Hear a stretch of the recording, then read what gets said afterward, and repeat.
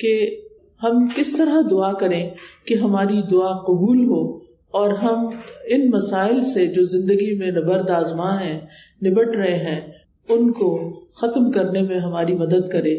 تو بات یہ ہے کہ ہم سب جانتے ہیں کہ ہمیں اللہ تعالیٰ نے ہی پیدا کیا ہے اور اسی کی طرف ہمیں پلٹ کر جانا ہے، اور اسی کے ہاتھ میں ہر مشکل کا حل ہے. وہ ہر چیز پر قادر ہے، وہ سب سے بڑا ہے. اس کو دینے کے لیے، اسے کوئی مشکل حل کرنے کے لیے کسی سے پوچھنا نہیں پڑتا، کسی کی مدد لینی نہیں پڑتی. لہذا جب سب کچھ اسی کے اختیار میں ہے، لہو ملک السماوات والارض، آسمانوں اور زمین کی ملکیت، کنٹرول سارے کا سارا اسی کے ہاتھ میں ہے. لہذا جب کوئی مشکل آئے تو ہمیں اسی کی طرف رجوع کرنا چاہیے. علماء نے عبادت کی جو قسم دعا سے متعلق بتائی ہے وہ دو طرح کی دعا ہوتی ہے، ایک دعا العبادہ اور ایک دعا المسئلہ.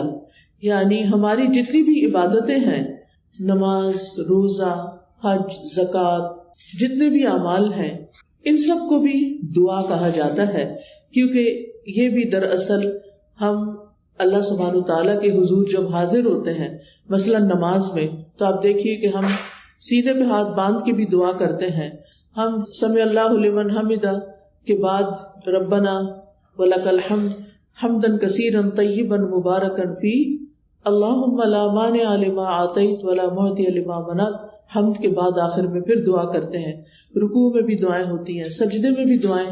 حدیث میں آتا ہے کہ سجدے میں انسان سب سے زیادہ اللہ تعالیٰ کے قریب ہوتا ہے، تو وہاں بھی ہم دعا کرتے ہیں. پھر اتحیات بھی دعاؤں کے ساتھ، درود شریف بھی دعا ہے، بلکہ ساری دعاؤں کا خلاصہ ہے.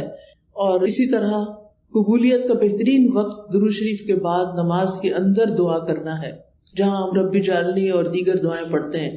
پھر اسی طرح روزے کی حالت میں دعا قبول ہوتی ہے، افطار کے وقت دعا قبول ہوتی ہے. پھر ہم حج پہ جاتے ہیں تو ہر مقام پہ دعائیں قبول ہوتی ہیں.